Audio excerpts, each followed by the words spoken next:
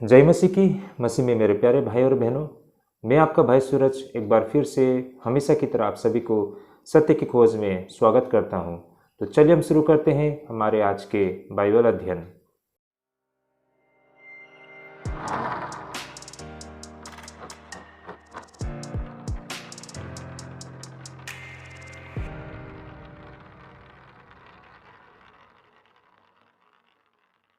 तो एक बार फिर से आप सभी को सत्य की खोज में स्वागत है भाई और बहनों।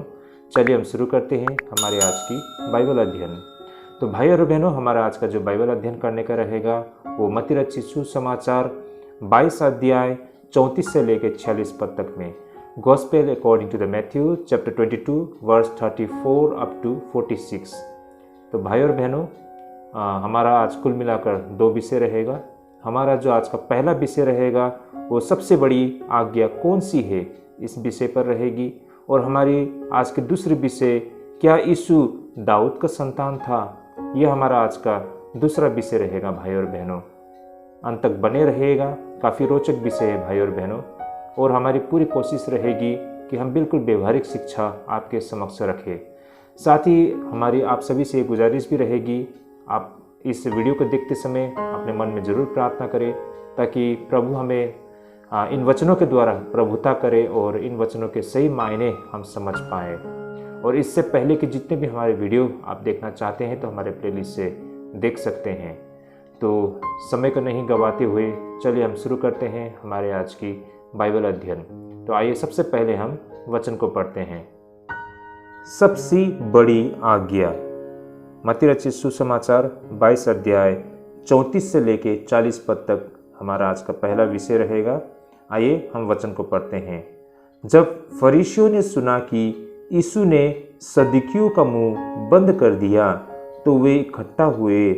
उनमें से एक व्यवस्थापक ने उसे परखने के लिए उससे पूछा, हे गुरु, व्यवस्था में कौन सी आज्ञा बड़ी है? उसने उससे कहा, तू परमेश्वर अपने प्रभु से अपने सारे मन और अपने सारे प्राण और अपनी सारी बुद्धि के साथ प्रेम रख। बड़ी और मुख्य आज्ञा तो यही है, और उसी के समान यह दूसरी भी है कि तू अपने पड़ोसियों से अपने समान प्रेम रख। यही 2 आज्ञा सारी व्यवस्था और भविष्यवक्ताओं का आधार है। आमीन। प्रभु को इन वचनों के लिए कोटि कोटि धन्यवाद हो भाई और बहनों। चलिए हम इस पर गहराई से अध्ययन करना शुरू करते हैं। जैसे कि भाई और बहनों, हम बिल्कुल शुरुआत से देख पाते हैं कि प्रभु यीशु मसीह द्वारा उन सदूकियों का मुंह बंद कर दिया गया है। तो फरीसियों ने फिर से एक बार प्रभु यीशु मसीह के साथ अपने सवालों से उन्हें घेरने के लिए कोशिश की गई है। भाई और बहनों, इससे पहले अगर आपने हमारे बाइबल अध्ययन को देखा हो तो आपको ये बात स्पष्ट याद आ जाएगी कि किस तरह जो यहूदी धार्मिक संसार के लोगों ने प्रभु यीशु मसीह को अपने सवालों से घेरने के लिए कोशिश की थी। उन्होंने इस तरह की प्रश्न रखी जिससे प्रभु यीशु मसीह को झुठलाया जाए, उसे गलत ठहराया जाए।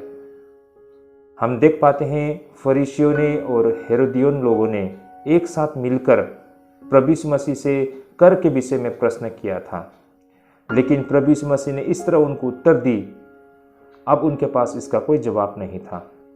उसके पश्चात हम देख पाते हैं फिर सदूकियों उनके बीच में आए और सदूकियों ने मरे हुए के पुनरुत्थान से संबंधित कुछ ऐसे प्रश्न किए जिसका उत्तर भी इस तरह प्रभु यीशु मसीह ने सटीक तरीके से दिए।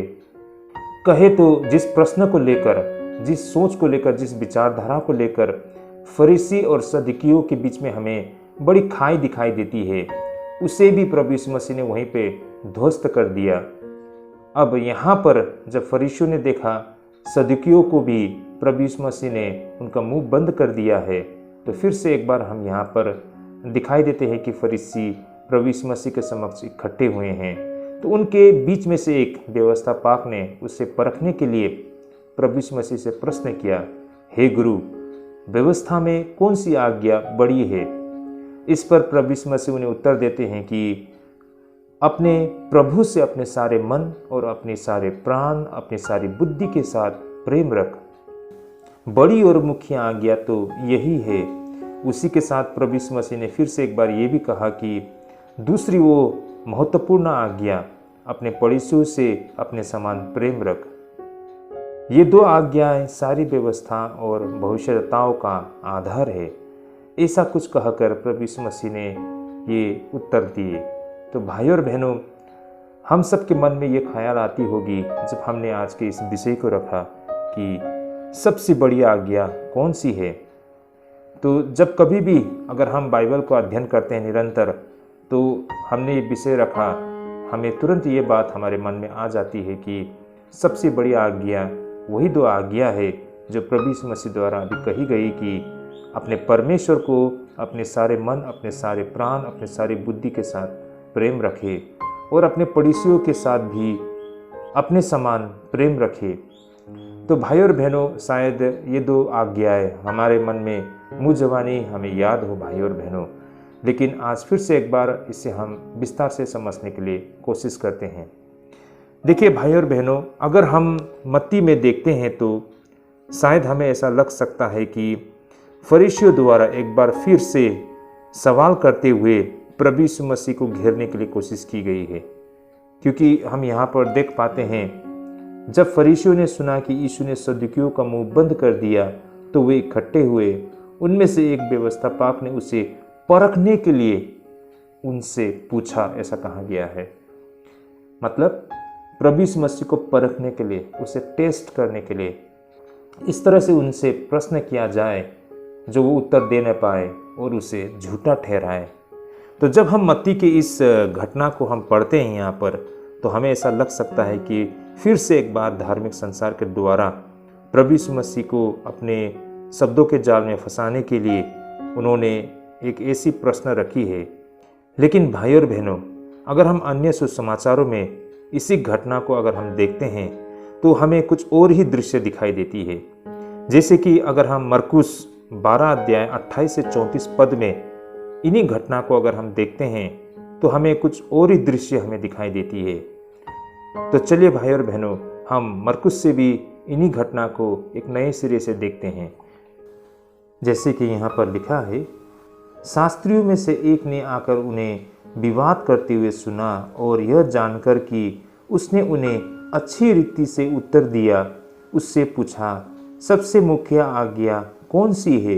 यीशु ने उसे उत्तर दिया, सब आज्ञाओं में से यह मुख्य है, हे इज़राइल सुन, प्रभु हमारा परमेश्वर एक ही प्रभु है और तू प्रभु अपने परमेश्वर से अपने सारे मन से और अपने सारे प्राण से और अपनी सारी बुद्धि से और अपनी सारी शक्ति से प्रेम रखना। और दूसरी यह है, तू अपने पड़ोसियों से अपने समान प्रेम रखना। इससे बड़ी और कोई आज्ञा नहीं। शास्त्री ने उससे कहा, हे गुरु, बहुत ठीक, तूने सच कहा कि वह एक ही है और उसे छोड़ और कोई नहीं, और उससे सारे मन और सारी बुद्धि और सारे प्राण और सारी शक्ति के साथ प्रेम रखना, और पड़ोसी से अपने समान प्रेम रखना सारे होम बलियों और बलिदानों से बढ़कर है। जब यीशु ने देखा कि उसने समझ से उत्तर दिया तो उससे कहा, तू परमेश्वर के राज्य से दूर नहीं, और किसी को फिर उससे कुछ पूछने का साहस न हुआ। ओके, आमेन। तो भाई और बहनों, यहाँ पर हम देख पाते हैं साफ साफ ना कि किस तरह मरकुस में इस घटना को एक नए सिरे से लिखा गया है।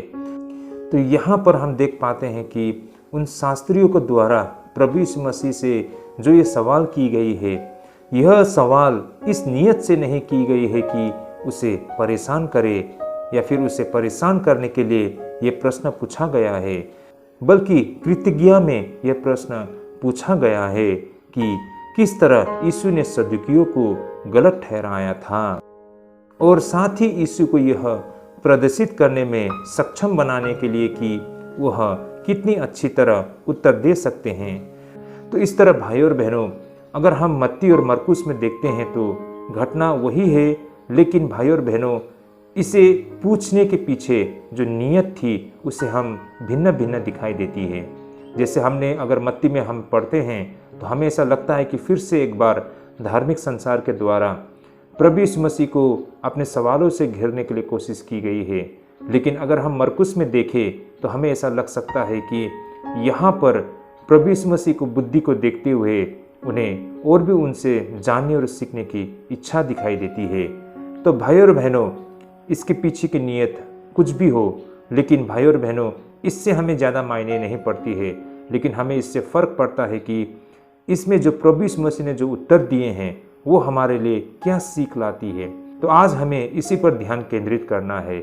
जो उत्तर प्रभु यीशु मसीह ने दी है, इससे हमारे लिए क्या सीख मिलती है, इससे हमें क्या सीखने को मिलता है और क्या समझ प्राप्त होती है। तो आइए भाई और बहनों, हम आगे बढ़ते हैं।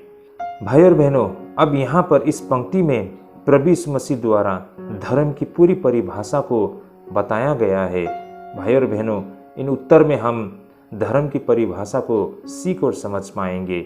आइए हम इसे विस्तार से अध्ययन करना शुरू करते हैं। सबसे पहला तो धर्म उसे कहा जाता है जहाँ परमेश्वर से प्रेम किया जाता है। भाई और बहनों, जिस तरह से प्रभु यीशु मसीह ने यहाँ पर उत्तर दी है, इस उत्तर से जो कुछ हम सीख और समझ पाते हैं, इससे ये साबित होता है कि धर्म उसे कहा जाता है जहाँ परमेश्वर से प्रेम किया जाता है। जैसे कि यहाँ पर 37 पद में हम देख पाते हैं, यीशु कहते हैं कि उसने उससे कहा, तू परमेश्वर अपने प्रभु से अपने सारे मन, अपने सारे प्राण और अपनी सारी बुद्धि के साथ प्रेम रखना। तो भाई और बहनों, यहाँ पर हम देख पाते हैं ये सबसे महत्वपूर्ण आज्ञा थी जो प्रभु यीशु मसीह को सवाल किया गया था। तो उस संदर्भ में प्रभु यीशु मसीह ने जो उत्तर दिए थे, देखा जाए तो भाई और बहनों, ये जो 22 अध्याय 37 पद में कही गई प्रभु यीशु मसीह के जो ये उत्तर, उसे हम व्यवस्था विवरण 6 अध्याय 5 से उद्धृत किया गया था, जो कि यहूदी धर्म का मूल और आवश्यक मत था। देखिए व्यवस्था विवरण 6 के 5 में जो कहा गया है, तू अपने परमेश्वर यहोवा से अपने सारे मन और सारे जीव और सारी शक्ति के साथ प्रेम रखना।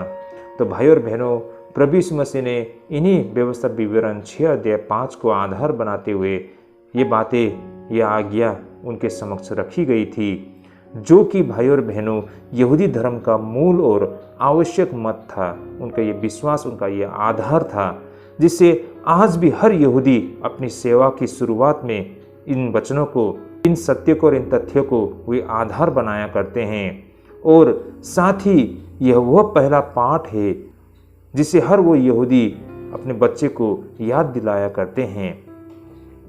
भाई और बहनों, ये अति महत्वपूर्ण है, इवन आज भी आप और हमारे लिए। देखिए भाई और बहनों, हम अपने बच्चों को, हमें भी ये चीज़ आज सिखाना और समझाना बेहद आवश्यक है कि हम परमेश्वर को कितनी गंभीरता से हमें लेना चाहिए, है ना। परमेश्वर हमारे लिए क्या मायने रखते हैं, परमेश्वर से प्रेम करने का अर्थ क्या है, परमेश्वर की आराधना करने का मतलब क्या है।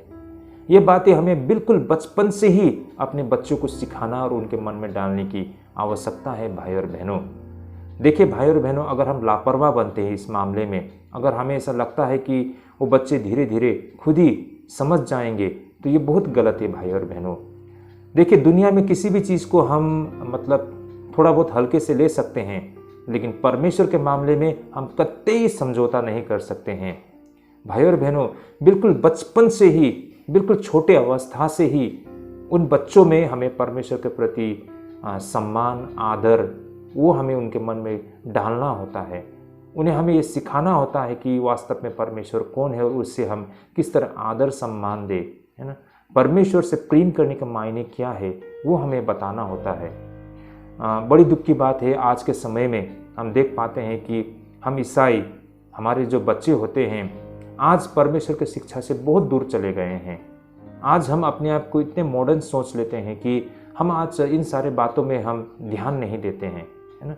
इन बातों को हम सीरियसली नहीं लेते हैं, कारण हमारे माता पिता इन सारे शिक्षाओं को अपने बच्चों को सिखाने में हम विफल हो गए हैं। इसलिए भाई और बहनों, हमें अपने बच्चों में इन सारे बातों को डालने की बहुत आवश्यकता है। तभी वो परमेश्वर की धार्मिकता और पवित्रता को समझ पाएंगे, तभी वो आत्मिक संचार को वो सीरियसली लेना शुरू करेंगे, तभी वो पवित्र जीवन जीने के लिए वो संघर्ष करेंगे, कोशिश करेंगे, है ना। इस पर ध्यान देंगे भाई और बहनों, वरना इसे बहुत हल्के से ले लेंगे। आज हम देखते हैं परमेश्वर के साथ हम विश्वासियों का जो व्यवहार, हमारा रिश्ता है, बहुत हल्का फुल्का हो गए हैं। हम परमेश्वर को बहुत हल्के से लेते हैं, है ना। परमेश्वर बेशक बहुत दयालु है, लेकिन हमें ये भी नहीं भूलना चाहिए कि परमेश्वर अति पवित्र है ना। तो हमें परमेश्वर के साथ किस तरह पेश आना चाहिए ना, परमेश्वर के समक्ष हमें किस तरह आना चाहिए, हमें किस तरह धार्मिकता और पवित्रता शुद्धता को हमारे जीवन में बनाए रखना चाहिए, ये हमें हमारे बच्चों को अपने छोटे उम्र से ही हमें उनके मन में ये डालना चाहिए। यहूदी लोग ये क्या करते हैं, इसीलिए देखिए हम यहूदियों के बीच में वे जितने भी मॉडर्न वर्ल्ड में वो रहे, फिर भी परमेश्वर को लेकर उनका जो मतलब सीरियसनेस है ना, उसे लेकर वे लोग कितनी गंभीर है, उनके जीवन शैली में हमें दिखाई देती है। लेकिन हम विश्वासी जीवन में, हम ईसाई जीवन में क्या हो रहा है कि हम इन सारी चीज़ों को बहुत हल्के से लेना हमने शुरू कर दिया है, जिससे हम परमेश्वर से दूर हो रहे हैं। इसलिए भाई और बहनों, ये जो प्रथम आज्ञा बहुत ही महत्वपूर्ण है भाई और बहनों। हमें परमेश्वर से अपने सारे मन से है ना, अपनी सारी समझ से, अपनी बुद्धि से हमें परमेश्वर से प्रेम करना हमें सीखना चाहिए, या फिर हमें अपने बच्चों को भी सिखाना चाहिए। तो भाई और बहनों, इस तरह इसका मतलब ये है कि परमेश्वर को हमें पूर्ण प्रेम देना चाहिए, एक ऐसा प्रेम जो हमारी भावनाओं पर हावी है, एक ऐसा जो हमारी विचारों को निर्देशित किया करते हैं, और एक ऐसा प्रेम जो हमारे कार्य को गति देती है। धर्म की शुरुआत उस प्रेम से होती है जो परमेश्वर के प्रति जीवन की पूर्ण प्रतिबद्धता करती है। तो भाई और बहनों, ये पहली आज्ञा जो हमने यहाँ पर देखी है। इस तरह भाई और बहनों, अब यहाँ पर दूसरी वो आज्ञा जो प्रभु यीशु मसीह कहते हैं, जिसे हम वर्स 39 में हमें दिखाई देती है, वास्तव में उसे प्रभु यीशु मसीह ने लेव्य व्यवस्था 19 की 18 से उद्धृत किया गया था। आइए हम इस वचन को भी एक बार फिर से हम देखते हैं, जैसे कि 22 अध्याय 39 पद में हमें दिखाई देते हैं। जैसे कि यहाँ पर लिखा है, और उसी के समान ये दूसरी भी है कि तू अपने पड़ोसियों से अपने समान प्रेम रख। भाई और बहनों, लेवी व्यवस्था 19 की 18 से इसे उद्धृत किया गया है। आइए मैं इसे पढ़ना चाहूँगा। पलटा न लेना और न अपने जाति भाइयों से बैर रखना, परंतु एक दूसरे से अपने समान प्रेम रखना, मैं यहोवा हूँ। तो भाई और बहनों, यहाँ पर हम देख पाते हैं ये जो दूसरी आज्ञा, बेशक शायद हमने कई दफ़े इन वचनों को पढ़े होंगे, और इन वचनों को पढ़ने पर हमारे मन में ये ख्याल आ सकता है कि जब कि यहाँ पर प्रभु यीशु मसीह ने बताया तू अपने पड़ोसियों से अपने समान प्रेम रख, तो हमारे मन में ये ख्याल आता है कि शायद हमारे जो अड़ोसी पड़ोसी है उनसे हमें प्रेम करना चाहिए। लेकिन वास्तव में कहने का तात्पर्य ये है कि भाई और बहनों, ये मात्र हमारे अड़ोसी पड़ोसी नहीं, बल्कि हर वो दूसरे इंसान से हमें प्रेम रखना चाहिए जैसे हम खुद अपने आप से प्रेम रखते हैं। तो भाई और बहनों, इसके क्या मायने हैं और प्रभु यीशु मसीह ने ऐसा क्यों कहा, इन्हें भी हम अब गंभीरता से समझने के लिए कोशिश करते हैं। यहाँ से जो हम समझ सकते हैं वो ये है कि परमेश्वर के लिए हमारा प्रेम मनुष्य में दिखनी चाहिए। बेशक भाई और बहनों, हम धर्म कर्म करते हैं, हम कहते हैं हम जीवित परमेश्वर में विश्वास करते हैं, हम परमेश्वर की आराधना करते हैं, और हम ये भी कहते हैं कि हम परमेश्वर से बेहद प्रेम करते हैं। लेकिन हकीकत में भाई और बहनों, ये जो प्रेम अगर हमारे प्रतिदिन के जीवन में हमें अगर नहीं दिखाई देती है, तो फिर ये सब कहने का कोई मतलब नहीं रहता है। भाई और बहनों, अब हमारे जीवन में ये किस तरह दिखाई देती है कि अगर हम परमेश्वर से प्रेम करते हैं, अगर हम सचमुच में परमेश्वर को आदर और सम्मान देते हैं, उनकी आराधना करते हैं, सच्चे परमेश्वर में हम विश्वास करते हैं, तो ये हमारे प्रतिदिन के जीवन में दिखाई देती है। लेकिन कैसे? ये हम अपने जो अड़ोसी पड़ोसी, हमारे रिश्तेदार, हमारे दोस्त, भाई बंधु, या फिर हर वो इंसान से जब हम अपने जैसे उनसे भी उतना ही प्रेम करते हैं, है ना, हम न्याय करते हैं, हम उनसे प्रेम करते हैं, उनका ख्याल रखते हैं, उन्हें इज्जत और सम्मान देते हैं, उनके तकलीफ़ को समझते हैं और उनका ख्याल रखते हैं, तो ये दिखाता है कि हम उनसे प्रेम करते हैं। और इसका मतलब ये है कि ये व्यक्ति वास्तव में जीवित परमेश्वर की आराधना करते हैं और जीवित परमेश्वर से वो प्रेम करते हैं। तभी जाके वो व्यक्ति किसी और दूसरे से भी इतना प्रेम कर पाता है। तो भाई और बहनों, हम अगर सचमुच परमेश्वर से प्रेम करते हैं तो हमारे प्रतिदिन के जीवन में ये चीज़ हमें दिखाई देती है। हमारे हर एक और दूसरे व्यक्ति के साथ जो हमारा संबंध, हमारा उनके साथ रवैया, हमारे व्यवहार में ये सारे सत्य, ये सारे प्रेम को दिखाई देती है भाई और बहनों। तो यही कारण यहाँ पर ये बातें कही गई है कि परमेश्वर के लिए हमारा प्रेम मनुष्य में दिखनी चाहिए या दिखती है। लेकिन हमें ये याद रखना पड़ेगा कि इस आज्ञा के क्रम कैसी थी। जैसे कि यहाँ पर पहला प्रेम परमेश्वर को और दूसरी मनुष्य को कहा गया है भाई और बहनों। इसे भी हमें देखना पड़ता है।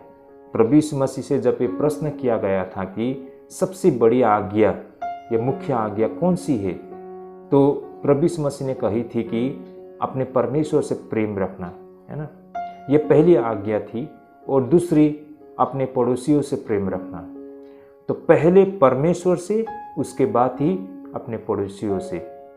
तो इसका कहने का मतलब, ये क्रम, इसका क्या मायने हैं भाई और बहनों? इसके बहुत सारे मायने हैं। देखिए भाई और बहनों, जब हम परमेश्वर से प्रेम करते हैं तभी सही मायने में हम किसी और से भी प्रेम कर पाएंगे, है ना। जब हम परमेश्वर से प्रेम करते हैं तभी हमारे मन में वो प्रेम जगता है दूसरे के प्रति। तो यही कारण है भाई और बहनों, अगर कोई व्यक्ति परमेश्वर से प्रेम करता है तो वो दूसरों से प्रेम कर पाता है। अगर कोई व्यक्ति परमेश्वर से प्रेम नहीं करता है तो ये असंभव है कि वो किसी और के तकलीफ को समझ पाए, है ना, किसी और के कष्ट को समझ पाए, किसी और को वो सहायता कर पाए, है ना, किसी और के प्रति वो निष्पक्ष रहे, किसी और के लिए वो न्याय करे। ये असंभव है भाई और बहनों। ये सारी चीज़ें परमेश्वर से ही हमें प्राप्त होती है। तो यही कारण है, अगर कोई व्यक्ति वास्तव में परमेश्वर की आराधना करता है, उससे प्रेम करता है, तभी वो सारी चीज़ उस व्यक्ति में दिखाई देता है। ये रिफ्लेक्शन है ना। परमेश्वर से हम जो प्रेम करते हैं वो हमारे जीवन में रिफ्लेक्ट करते हैं, है ना, और वो चीज़ हम दूसरों में दिखाई देती है ना, हमारे प्रतिदिन के जीवन में दिखाई देती है। हम जीवित परमेश्वर के करीब होने के कारण हमारे जीवन में वो परिवर्तन होती है, वो परिवर्तन सबको दिखाई देती है। इसका असर सब पर होता है भाई और बहनों। ये बहुत मायने रखता है। यही चीज़ हमें मतलब दूसरों से अलग करती है, क्योंकि हम जीवित परमेश्वर के संपर्क में हैं, है ना। हम जीवित परमेश्वर की आराधना करती है। इस वजह से हमारी सोच, विचारधारा, हमारी रहन सहन, हमारी चाल चलन हर चीज़ में दिखाई देती है। और इसका असर हमारे आसपास सभी पर पड़ता है भाई और बहनों। इससे ये दिखाई देता है कि हम कुछ अलग है ना, हम उनसे भिन्न है। क्यों? किससे? क्योंकि हम जीवित परमेश्वर की आराधना करते हैं भाई और बहनों। तो यही कारण है, क्रम के अनुसार पहले परमेश्वर, उसके बाद ही मनुष्य, ना। जब हम परमेश्वर से प्रेम करते हैं तो ऑटोमेटिकली उस व्यक्ति के जीवन में हम दूसरे के प्रति भी प्रेम दिखाई देती है। अगर हम किसी दूसरे से प्रेम नहीं करते हैं, मान लीजिए हम किसी और से प्रेम नहीं कर पाते हैं ना, उसे हम बर्दाश्त नहीं कर पाते, उसे सहन नहीं कर सकते हैं, उनके तकलीफ़ों को हम समझ नहीं सकते हैं, हम उन्हें मदद नहीं कर पाते हैं, है ना, हम मतलब दूसरे के प्रति बहुत कठोर है, तो वो व्यक्ति कितनी भी धार्मिक होने के लिए मतलब वो ढोंग करे ना, जितनी भी दिखावा करे, वो झूठी है भाई और बहनों। अगर वो व्यक्ति सचमुच परमेश्वर से प्रेम करता तो शायद वो व्यक्ति दूसरे के तकलीफ को समझते और दूसरों को मदद करने के लिए हमेशा वो मतलब आगे बढ़ते। तो इस तरह से हमें दिखाई देता है कि वास्तव में वो व्यक्ति कितना धार्मिक है ना, कितना वो परमेश्वर के प्रति मतलब गंभीर है, कितना वो परमेश्वर से वास्तव में प्रेम करता है। उसके दूसरे के साथ उनका जो रवैया व्यवहार है उसी में हमें दिखाई देती है भाई और बहनों। अब भाई और बहनों, यहाँ पर एक और सवाल आता है कि हमें दूसरे मनुष्य से क्यों प्रेम करने की आवश्यकता पड़ता है। इसका सीधा सा कारण यह है कि मनुष्य किसी रासायनिक तत्वों से नहीं बनाया गया था, या फिर ऐसा नहीं है कि मनुष्य यूं ही एक कोई मतलब केमिकल इन्फ्यूजन की वजह से ना, रासायनिक तत्वों के वजह से अपने आप यूं ही बन गया। ऐसा नहीं है भाई और बहनों। ना तो मनुष्य किसी जानवर से पैदा हुआ है ना, या फिर ना तो मनुष्य किसी जानवर से सीधे संबंध है। जैसा कि आज के ज़माने में जो साइंस है ना, कुछ ऐसे थ्योरी है जो बताते हैं कि मनुष्य किसी बंदर की प्रजाति से वो विकसित हो गया था ना, और इस तरह से अंत में वो आज ये मनुष्य का रूप ले पाया है ना। मतलब बंदर से वो इंसान बना है, ऐसा लोगों का मानना है। लेकिन ये बिल्कुल गलत थ्योरी है ना, ये बहुत ही झूठा थ्योरी है। ये परमेश्वर को झुठलाने के लिए कोशिश की गई है। मनुष्य ना तो किसी रासायनिक तत्वों से अपने आप यूं ही बना है, या फिर किसी जानवर से बना है ना, या मनुष्य का संबंध किसी जानवर से है। लेकिन हकीकत ये है, सत्य ये है कि मनुष्य को तो परमेश्वर ने अपने स्वरूप में सृष्टि की थी, मट्टी से, है ना। मिट्टी से परमेश्वर ने मनुष्य को बनाया था अपने स्वरूप में। आइए भाई और बहनों, इसे हम वचन के माध्यम से भी समझने के लिए कोशिश करते हैं। जैसे कि उत्पत्ति 1 अध्याय 26 और 27 पद में हम देख पाते हैं। जैसे कि यहाँ पर लिखा है कि फिर परमेश्वर ने कहा, हम मनुष्य को अपने स्वरूप के अनुसार अपनी समानता में बनाएं, और वे समुद्र की मछलियों और आकाश के पक्षियों और घरेलू पशुओं और सारी पृथ्वी पर और सब रेंगने वाले जंतुओं पर जो पृथ्वी पर रेंगते हैं अधिकार रखे। तब परमेश्वर ने मनुष्य को अपने स्वरूप के अनुसार उत्पन्न किया, अपने ही स्वरूप के अनुसार परमेश्वर ने उसको उत्पन्न किया, नर और नारी करके उसने मनुष्य की सृष्टि की। ओके, आमेन। तो भाई और बहनों, उत्पत्ति जहाँ पर सृष्टि के विषय में बताई जाती है, यहाँ पर हम साफ साफ देख पाते हैं 26 और 27 पद में। जैसे कि यहाँ पर हम कहा गया है कि परमेश्वर ने मनुष्य को अपने स्वरूप के अनुसार अपनी ही समानता में बनाए, और 27 पद में कहते हैं कि परमेश्वर ने मनुष्य को अपने स्वरूप के अनुसार उत्पन्न किया, अपने ही स्वरूप के अनुसार परमेश्वर ने उसको उत्पन्न किया, है ना। तो भाई और बहनों, इन वचनों से हम बिल्कुल स्पष्ट होते हैं कि परमेश्वर ने अपने स्वरूप में अपने हाथों से मनुष्य की सृष्टि की थी। मनुष्य यूं ही किसी रासायनिक तत्वों से अपने आप बन गए थे, या फिर किसी जानवर से वो मतलब इवोल्यूशन होकर वो इंसान बन गए थे, ऐसा बिल्कुल नहीं है। हकीकत ये है कि परमेश्वर ने मनुष्य को अपने स्वरूप में अपने हाथों से बनाई थी, और यही कारण हर वो इंसान बहुत मायने रखती है ना, जिसे परमेश्वर ने सृष्टि की है। परमेश्वर हर वो मनुष्य से बेहद प्रेम करते हैं, और जिसे परमेश्वर प्रेम करते हैं तो बेशक हमें भी उनसे प्रेम करना चाहिए। हर वो दूसरा इंसान परमेश्वर ने सृष्टि की है, परमेश्वर उनसे प्रेम करते हैं, तो हमें भी उनसे प्रेम करना चाहिए। तो यही तो सबसे बड़ी आज्ञा थी। दूसरी बड़ी आज्ञा प्रभु यीशु मसीह ने या फिर परमेश्वर से हमने प्राप्त किए हैं, है ना, कि हमारा और आपका ये कर्तव्य है कि हम अपने पड़ोसियों से प्रेम रखें। अब पड़ोसी कहने पर हमारे अगल बगल के मात्र वे लोग नहीं, बल्कि हर वो दूसरा इंसान जिससे हमें प्रेम करना चाहिए, क्योंकि हर वो इंसान को परमेश्वर ने सृष्टि की है। भले ही आज के डेट में हम किसी भी देश के लोग हो ना, किसी भी रंग के लोग हो सकता है हम अलग अलग मजहब के लोग हो, लेकिन इससे मायने नहीं रखता है। हर वो इंसान को परमेश्वर ने सृष्टि किया है, और हर वो इंसान से हमें प्रेम करना सीखना चाहिए। ये परमेश्वर की आज्ञा है, जिसे परमेश्वर ने सृष्टि की है अपने हाथों से, जिसके साथ परमेश्वर ने बेहद प्रेम किया है। तो आप और हमें भी उनके अनुयायी होते हुए परमेश्वर की, जो जीवित परमेश्वर की आराधना करते हैं, हमें भी उन हर एक इंसान से हमें प्रेम करना चाहिए। यही कारण है परमेश्वर हम सबको उद्धार दिलाना चाहते हैं ना, वो किसी को छोड़ना नहीं चाहते हैं। परमेश्वर हर वो व्यक्ति से प्रेम करते हैं, है ना, हर वो इंसान को परमेश्वर बचाने के लिए कोशिश करते हैं। तो यही कारण है भाई और बहनों, हमें भी वो पूरी कोशिश करनी चाहिए। ये सुसमाचार हमें हर वो व्यक्ति को बतानी चाहिए, है ना। हर वो व्यक्ति परमेश्वर के लिए बेहद मायने रखते हैं भाई और बहनों।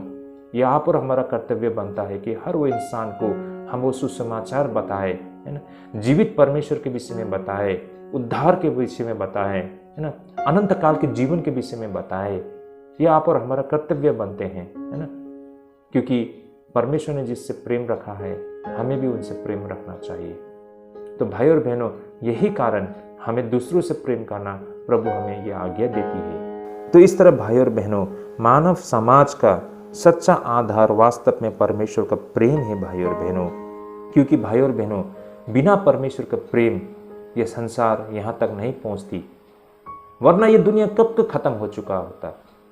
उसी प्रेम के वजह से मात्र, जो कि हमने प्रभु यीशु मसीह में भी हमने देखे हैं ना। प्रभु यीशु मसीह ने हम सभी से बेहद प्रेम किया है। वही प्रेम उसी प्रेम के वजह से आज और आप हम भी यहाँ तक इस स्थिति तक पहुँचे हैं, वरना शायद ये दुनिया कब का खत्म हो चुका होता। तो भाई और बहनों, प्रेम वो हमारे मानव समाज के ना, मानव जाति के ये आधार है भाई और बहनों। इसी प्रेम पर सब कुछ टिका हुआ है भाई और बहनों। इसे हम नज़रअंदाज नहीं कर सकते हैं। ये बहुत ही महत्वपूर्ण है। यह भाई और बहनों प्रेम ही है जो हम सबको बांधे रखता है। हम इससे बाहर निकल नहीं सकते हैं। अगर हम यहाँ से बाहर निकल जाएंगे तो हम जीवित नहीं रह पाएंगे, है ना? क्योंकि परमेश्वर का प्रेम हमसे दूर हो जाती है तो हम अशिक्षित बन जाते हैं। भाई और बहनों, अगर कोई व्यक्ति परमेश्वर से दूर चले जाते हैं, परमेश्वर के प्रेम से दूर चली जाती है, तो वो व्यक्ति अशिक्षित बन सकता है ना। वो व्यक्ति कहे तो अशिक्षित बन ही जाता है। उस व्यक्ति को हम कुछ भी ऐसी चीज़ सिखा नहीं पाएंगे। वो व्यक्ति घमंडी बन जाता है ना। वो व्यक्ति बिल्कुल ढीठ बन जाता है ना। बिल्कुल मूर्खता भरा वो काम करना शुरू कर देते हैं, है ना। उस व्यक्ति को कुछ भी सिखा पाना असंभव बन जाता है, क्योंकि अब उसके मन में कड़वाहट ना, इसके अलावा हमें कुछ नहीं दिखाई देगा। उसके मन में नफरत, कड़वाहट, ढीठ बन जाता है। ऐसे व्यक्ति को हम सिखा नहीं पाएंगे भाई और बहनों। जब परमेश्वर का प्रेम से दूर चला जाता है तो ये बिल्कुल असंभव बन जाता है। लेकिन अगर कोई व्यक्ति परमेश्वर के प्रेम में, परमेश्वर के निकट आता है तो उस व्यक्ति को हम हर वो चीज़ सिखा पाएंगे, है ना। और वो व्यक्ति सीख पाने में भी मतलब सक्षम बन पाता है।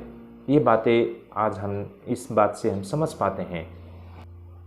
तो इस तरह भाई और बहनों, हम परमेश्वर से दूर होने पर हम निराशावादी बन जाते हैं। हमारा दिमाग बिल्कुल मशीन की तरह हो जाती है ना।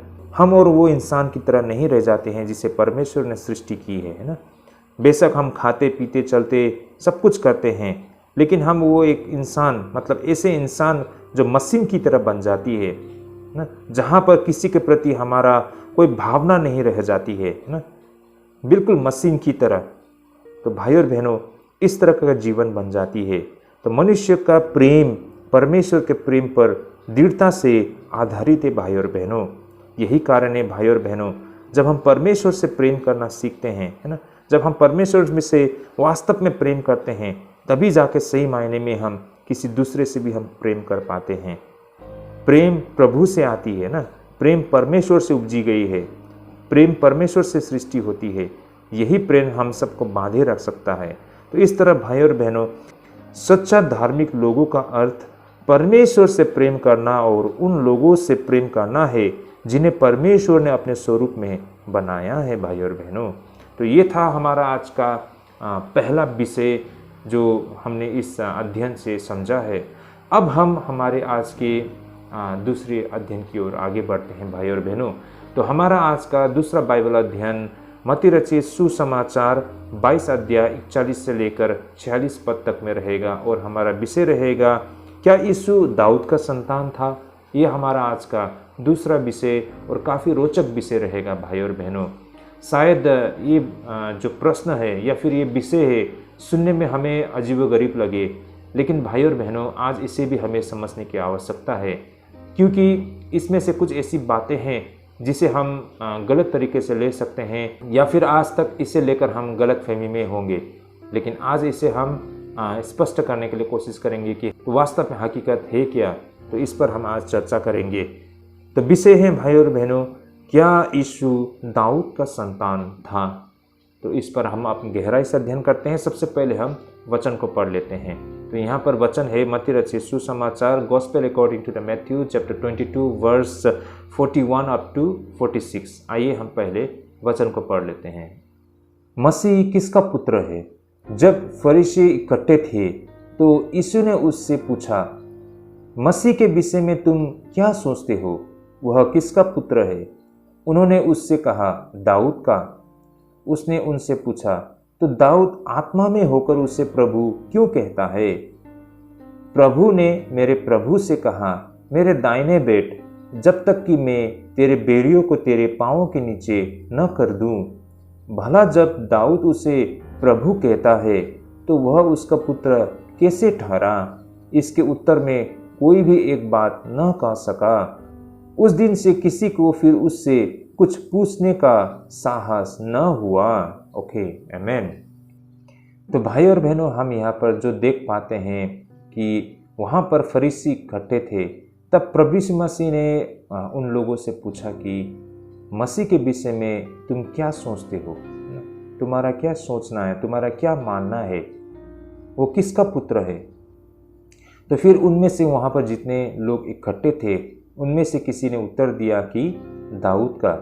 कहने का मतलब मसीह दाऊद का संतान है, या फिर मसीह दाऊद का संतान होगी। तब प्रभु यीशु मसीह ने उनसे पूछा, तो फिर दाऊद आत्मा में होकर उससे प्रभु क्यों कहता है। भाई और बहनों, ये बहुत ही रोचक प्रश्न था, है ना। प्रभु ने मेरे प्रभु से कहा, मेरे दाहिने बैठ, जब तक कि मैं तेरे बैरियों को तेरे पांवों के नीचे न कर दूं। भला जब दाऊद उसे प्रभु कहता है तो वह उसका पुत्र कैसे ठहरा।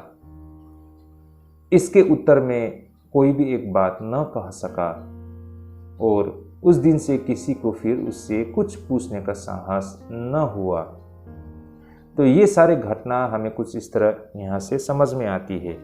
तो भाई और बहनों, अब यहाँ पर यह सबसे अस्पष्ट बातों में से हम सबको लग सकता है ना, जो कभी प्रभु यीशु मसीह ने यहाँ पर लोगों को सामने कही थी।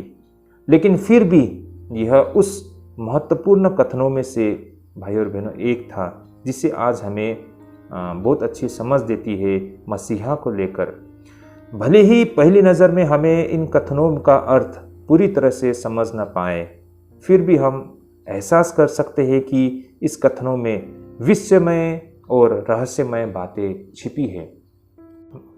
भाई और बहनों, उस वक्त शायद प्रभु यीशु मसीह ने ये जो बातें उनके सामने रखी, शायद वहाँ पर सुनने वाले भी इन बातों को सही मायने में समझ नहीं पाए। और आज भी जब हम इन बातों को अध्ययन करते हैं, अगर हम बाइबल की बारे में या फिर मसीहा के विषय में हमें अच्छी समझ ना हो, तो शायद इन बातों को हम गहराई से समझ ना पाए। तो सीधे सीधे अगर हम पढ़ते हैं तो शायद हमें थोड़ा कठिन भी लगे, लेकिन हम इसे आगे पीछे या इजरायली इतिहास, यहूदियों का जो आमतौर पर मसीहा को लेकर उनकी जो समझ थी, इन सारे बातों को अगर हम आधार बनाकर अध्ययन करते हैं, तो यहाँ पर जो प्रभु यीशु मसीह कह रहे हैं इसके सही मायने हमें समझ में आए। तो चलिए भाई और बहनों, इसे हम विस्तार से अध्ययन करना शुरू करते हैं।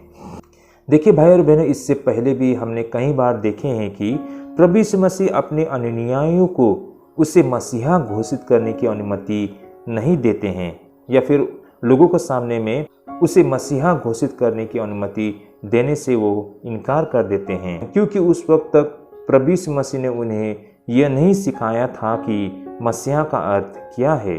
तो भाई और बहनों, ये बात हमने कई बार अध्ययन की है ना, कि किस कारण प्रभु यीशु मसीह नहीं चाहते थे कि वे प्रभु यीशु मसीह को मसीहा कहकर संबोधित करें, है ना, या फिर वो लोगों को बताएं कि वास्तव में यीशु मसीह ही वो मसीहा है जिसकी हजारों सालों से यहूदी जाति इंतजार कर रहे हैं। इसका कारण ये था कि अब तक सही मायने में स्वयं प्रभु यीशु मसीह के शिष्य भी ऐसे तथ्य, रहस्य, ऐसे बहुत सारे फैक्ट को अब भी समझ नहीं पाए थे, है ना। अगर सीधी सीधी कहे तो अब तक प्रभु यीशु मसीह का समय नहीं आया था कि वे मतलब इतने खुले में आकर इन सारे बातों को कहे, क्योंकि इससे पहले प्रभु यीशु मसीह को अपने शिष्यों को तैयार करना था ना, उन्हें हर एक उन शिक्षाओं के द्वारा, है ना, उन्हें मेंटली उन्हें प्रिपेयर करना था। तो उसके बाद ही जब वो सारे तैयार होते हैं तो प्रभु यीशु मसीह खुले तौर पर आगे निकल के आते हैं, और उसके बाद वो क्रूस के सफ़र पर आगे बढ़ चलते हैं। और प्रभु यीशु मसीह का पुनरुत्थान होने के बाद वो जब वापस लौट जाते हैं तो उनके कार्य को आगे बढ़ाने के लिए उसके शिष्य तैयार होंगे। तो इस स्थिति तक जब तक न पहुंच जाए, प्रभु यीशु मसीह ने अपने आप को गुप्त रखा है ना, अपने आप को छिपा के रखा है। उन्होंने लोगों के सामने प्रकट नहीं किया है और होने को नहीं दी है कि वो स्वयं मसीहा है। तो यही कारण है कि इससे पहले बहुत बार प्रभु यीशु मसीह ने मतलब अपने शिष्य को रोका है कि लोगों को न बताए कि वो मसीहा स्वयं है। लेकिन अब यहाँ पर होता क्या है कि प्रभु यीशु मसीह कुछ ऐसे बातें कह रहे हैं जिसे लेके हमें शायद थोड़ा अटपटा लगे कि प्रभु यीशु मसीह ऐसा क्यों कह रहे हैं। तो भाई और बहनों, अब यहाँ पर प्रभु यीशु मसीह आमतौर पर जो यहूदियों की सोच थी मसीहा को लेकर, उस सोच को परिवर्तन करने की बिल्कुल आवश्यकता थी, क्योंकि हकीकत में मसीहा जो थे यानी कि स्वयं प्रभु यीशु मसीह वो जैसे थे, और आमतौर पर जो यहूदियों का मसीहों को लेकर जो सोच थी वो बहुत ही उसमें भिन्नता थी भाई और बहनों, है ना। मसीहा को लेकर वास्तव में जो यहूदियों की सोच थी और हकीकत में जो प्रभु यीशु मसीह स्वयं मसीहा थे, उनमें बहुत बड़ी अंतर थी। तो यही कारण है कि प्रभु यीशु मसीह को उन यहूदियों की जो सोच थी मसीहा को लेकर, उसे परिवर्तन करने के लिए ना, उसे बदलने के लिए, उस सोच को बदलने के लिए मसीहा को लेकर वो हकीकत को उनके सामने रखना चाहते थे, है ना। और ये करना बहुत आवश्यक है, क्योंकि आमतौर पर यहूदियों का जो सोच था मसीहा को लेकर वो बिल्कुल अलग था। तो भाई और बहनों, मसीहा को लेकर सबसे सामान्य शीर्षक उस समय जो आमतौर पर मसीहा को लेकर जो बिल्कुल कॉमन टाइटल ना, बिल्कुल सामान्य शीर्षक होती थी, दाऊद का पुत्र, है ना। मसीहा को लोग उस समय दाऊद का पुत्र कहा करते थे। ऐसा कहने का पीछे आम यहूदियों का ये उपेक्षा थी कि एक दिन दाऊद के वंशज से एक महान राजकुमार आएगा जो इजरायलियों के शत्रुओं को चकनाचूर कर देगी और लोगों को सभी राष्ट्र पर विजय की ओर ले जाएगी। तो भाई और बहनों, आमतौर पर यहूदियों का मसीहा को लेकर कुछ इस तरह की सोच थी, है ना। शायद आज हमारी सोच मसीहा को लेकर कुछ अलग है ना। यीशु मसीह को लेकर या मसीहा को लेकर आज हमारी जो सोच जिस तरह से विकसित हुई है ना, सही मायने में हम मसीहा को जिस तरह समझ पा रहे हैं, उस जमाने में मसीहा को लेकर यहूदियों का सोच बिल्कुल अलग थी। इनफैक्ट आज भी यहूदी लोग कुछ इसी तरह ही सोचते हैं, चाहे वो मुसलमान हो या चाहे यहूदी हो ना। आज भी उनका मसीहा को लेकर उनकी जो समझ है, जो सोच है, वो बिल्कुल गलत है ना, और बिल्कुल भिन्न है। तो उस समय भी प्रभु यीशु मसीह का समय में जो यहूदी लोग मसीहा की आगमन के लिए वे लोग इंतजार कर रहे थे, उनका मसीहा को लेकर जो सोच था ये इस प्रकार था कि मसीहा आएगा, दाऊद के वंशज में आएगा, बिल्कुल वो एक ऐसा राजकुमार होगा जो बहुत ही शक्तिशाली ना, बहुत ही पावरफुल, बिल्कुल दाऊद की तरह दिखने में हट्टा कट्टा, है ना, और बहुत ही लड़ाकू एक योद्धा होगा जो उनकी ओर से उन्हें अगुवाई करेगा, उनकी ओर से वो लड़ेगा, है ना, और उनके दुश्मनों को पराजय करेगा, उन पर विजय हासिल करेगी और इजरायली जाति को छुटकारा दिलाएगा उन सारे बंधनों से, और एक बार फिर से यहूदी जाति एक महान जाति हो जाएगा ना। सारे लोग उनके अधीन में होंगे और उन सभी पर वे लोग अब आगे से राज करेंगे। ऐसा यहूदियों का सोच था मसीहा को लेकर, है ना। उनकी नज़रों में मसीहा एक लड़ाकू योद्धा, एक वॉरियर की तरह होगा, है ना, जो हाथों पर तलवार लेके ना उनके जाति की ओर से उनके दुश्मन के साथ लड़ेंगे और उन्हें स्वतंत्र दिलाएगा। वो उन्हें बचाने के लिए एक मसीहा होगा दुश्मन के हाथों से ना। इस तरह की उनकी सोच थी। अब यहाँ पर उनकी इस सोच को बदलने की आवश्यकता थी, क्योंकि हम सब जानते हैं हकीकत कुछ और था, है ना। मसीहा किस चीज़ से लोगों को स्वतंत्र कराएंगे, किस तरह से छुटकारा दिलाएंगे, किस चीज़ से बचाएंगे, वो सोच यहूदियों का और आज में जो हकीकत है उसमें बहुत बड़ा अंतर है भाई और बहनों। तो इसी सोच को बदलने के लिए ये एक प्रक्रिया थी। जो बातें यहाँ पर प्रभु यीशु मसीह इस प्रश्न से रखते हैं कि मसीहा के विषय में तुम क्या समझते हो, या फिर वो किसका संतान होगा, या फिर वो किसका संतान है, तो उनका साफ साफ उत्तर था दाऊद का ना।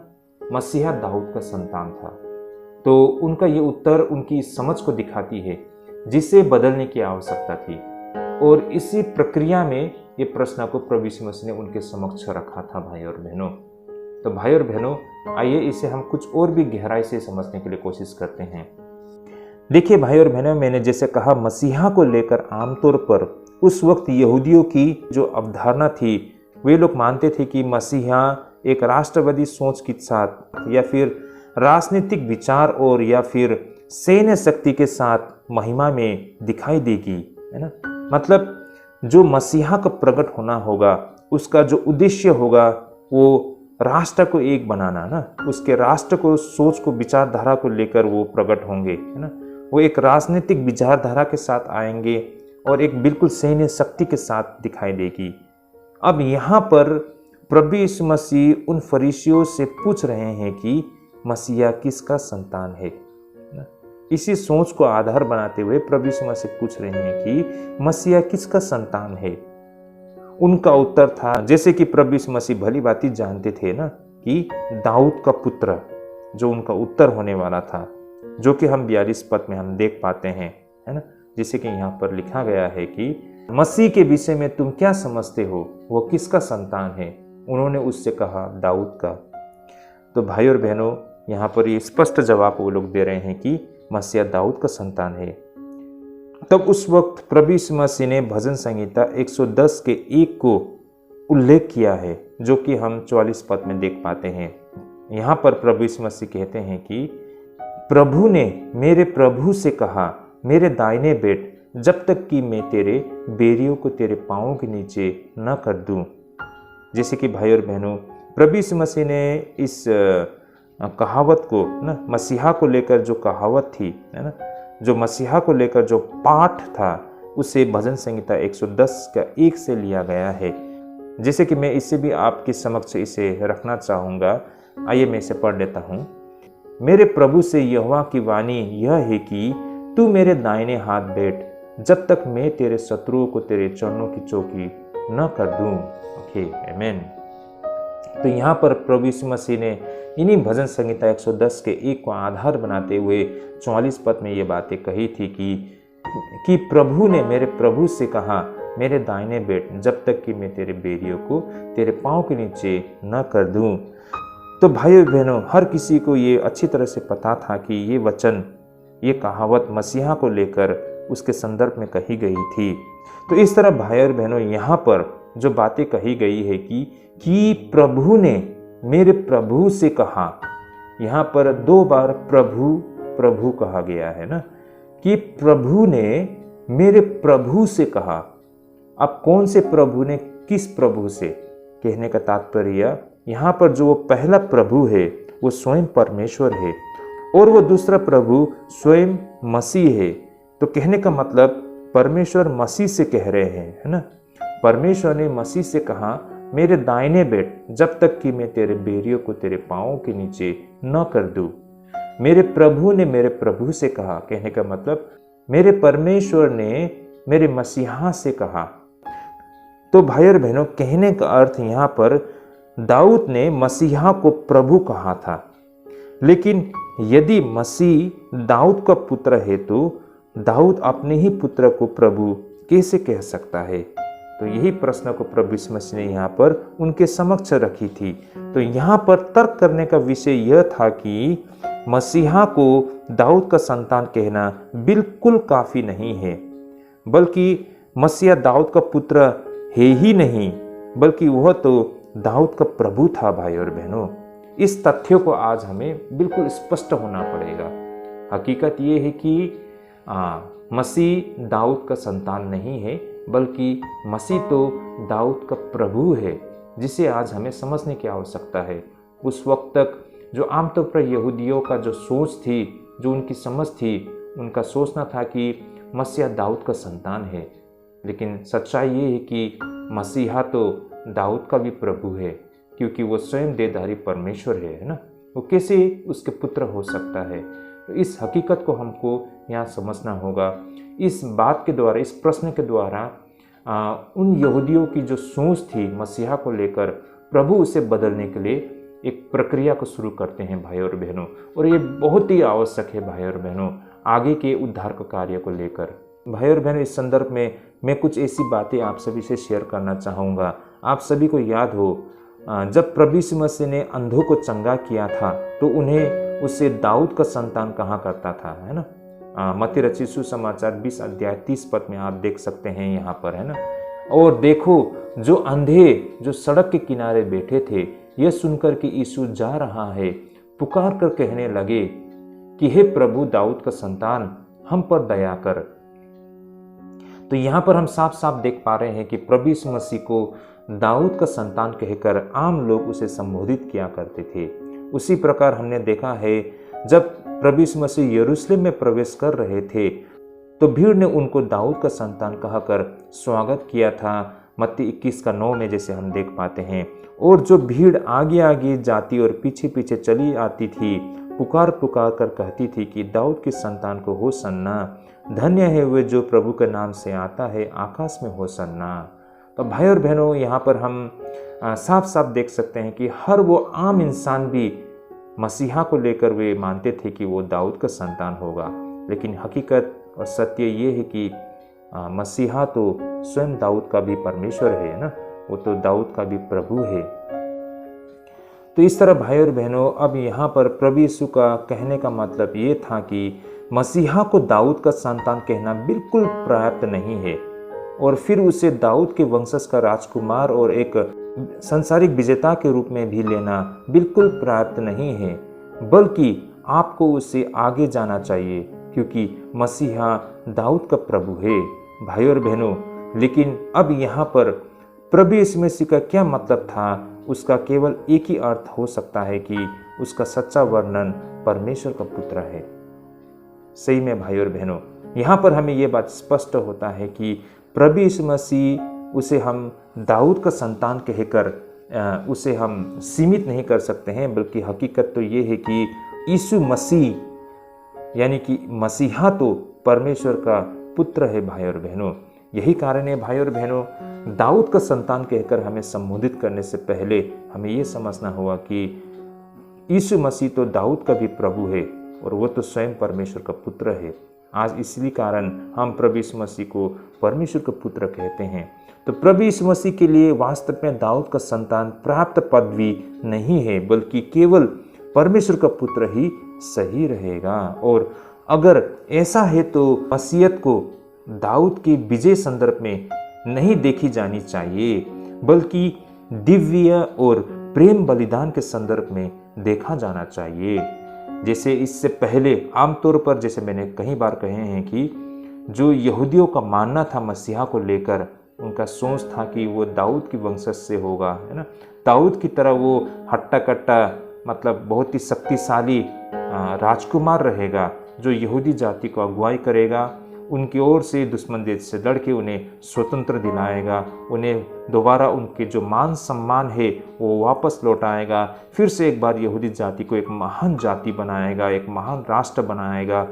ये सब उनका सोचना था। लेकिन हकीकत ये है कि वो दाऊद की तरह नहीं, बल्कि एक दिव्य और प्रेम बलिदान के संदर्भ में हम उसे देख पाते हैं। यहाँ पर प्रभु यीशु मसीह अपने दावों को करते हुए दिखाई पड़ते हैं कि वह कोई संसार को विजय करने के लिए दाऊद की सैन्य शक्ति को दोहराने के लिए नहीं आया था, बल्कि परमेश्वर के पुत्र जो अपने परमेश्वर के प्रेम को क्रूस पर प्रदर्शित करने के लिए आया था। और यही हकीकत था और हमने वो महान प्रेम को क्रूस में देखा है। भाई और बहनों, क्रूस आज हम सब के लिए सब कुछ है ना, वो क्रूस हमें वो आनंद, शांति, प्रेम, उद्धार को दिखाती है। भाई और बहनों, उस दिन प्रभु यीशु ने जो कुछ भी सत्य को रखा था उन भीड़ के सामने में, शायद वहाँ पर कम ही लोगों को ये बातें समझ में आई होगी, लेकिन फिर भी यीशु की इन सारे बातें लोगों को अंदर से हिलाकर रख दिया था। जैसे कि यहाँ पर हम इस पाठ के अंत में देख पाते हैं मत्ती के 22:46 में, उसके उत्तर में कोई भी एक बात न कह सका, परंतु उस दिन से किसी को फिर उससे कुछ पूछने का हिया न हुआ। तो भाई और बहनों, प्रभु यीशु मसीह का उत्तर इतना ज़बरदस्त था कि अब से आगे उनमें से किसी का ये साहस नहीं हुआ कि दोबारा प्रभु यीशु मसीह के आगे वो प्रश्न रखे, अपने सवालों से उसे घेरने के लिए कोशिश करे, अपने जाल में फंसाए। उनको ये पता चल गया, उनको ये एहसास हो गया कि यीशु मसीह बहुत ही बुद्धिमान, बहुत ही शक्तिशाली और उनसे कहीं ऊंचे हैं। उनको ये एहसास होते हुए हमको दिखाई पड़ती है। तो भाई और बहनों, ये कुछ हमने आज बाइबल के अध्ययन से सीखा है, कुल मिलाकर इन दो विषय से। आइए मैं इसमें से कुछ ऐसे आज की जो हमने सीख प्राप्त की है उनमें से कुछ मुख्य बिंदु को आपके समक्ष में अंत में रखना चाहूँगा। जैसे कि हमारे आज के पहले पाठ से हमने जो कुछ सीखा है, सबसे बड़ी आज्ञा कौन सी है, ये प्रश्न के साथ, और इसमें से हमने जो सीखा है वो कुछ इस तरह था भाई और बहनों। जैसे कि पहला तो धर्म उसे कहा जाता है कि जहाँ परमेश्वर से प्रेम किया जाता है। ये बातें हमने आज हमारे पहले पाठ से हमने सीखी है। यहाँ से जो हम समझ सकते हैं वो ये है कि परमेश्वर के लिए हमारा प्रेम मनुष्य में दिखनी चाहिए। ये चीज़ हमने सीखा है ना भाई और बहनों। परमेश्वर ने कहा था कि अपने पड़ोसियों से प्रेम रखना।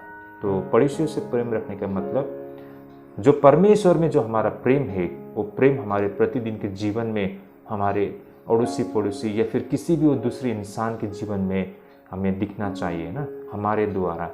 तो सही मायने में परमेश्वर से प्रेम करने का यही मतलब होता है भाई और बहनों।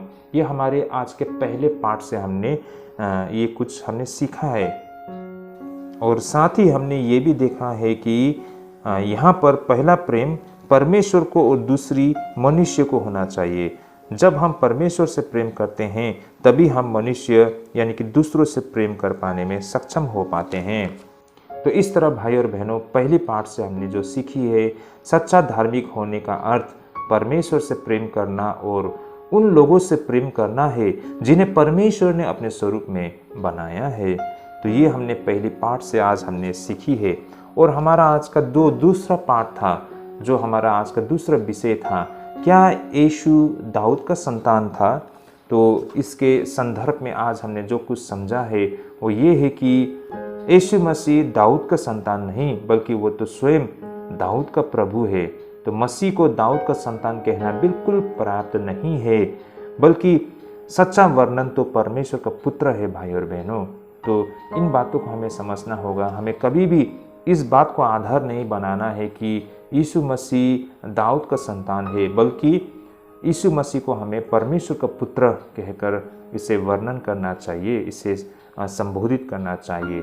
ये बातों को हमने आज के हमारे दूसरे पाठ से हमने सीखी है। तो मैं आशा करता हूँ इस बाइबल अध्ययन के माध्यम से हमें कुछ ऐसी शिक्षा हमने आज प्राप्त की है जो हमारे आत्मिक जीवन के लिए ढेरों लाभदायक होगी। तो आज के लिए हम यहीं पे स्थगित करते हैं हमारे बाइबल अध्ययन को। अगले दफ़े ज़रूर भी जुड़िए भाई और बहनों। और आज हमने जो कुछ भी सीखा है आप अपने दोस्तों, फ्रेंड, रिलेटिव सभी के साथ इसे शेयर कर सकते हैं। तो आज के लिए हम यहीं पर स्थगित करते हैं। प्रभु आप सबको अगुवाई करे, प्रभु आप सभी को ढेरों आशीष करे। जय मसीह की।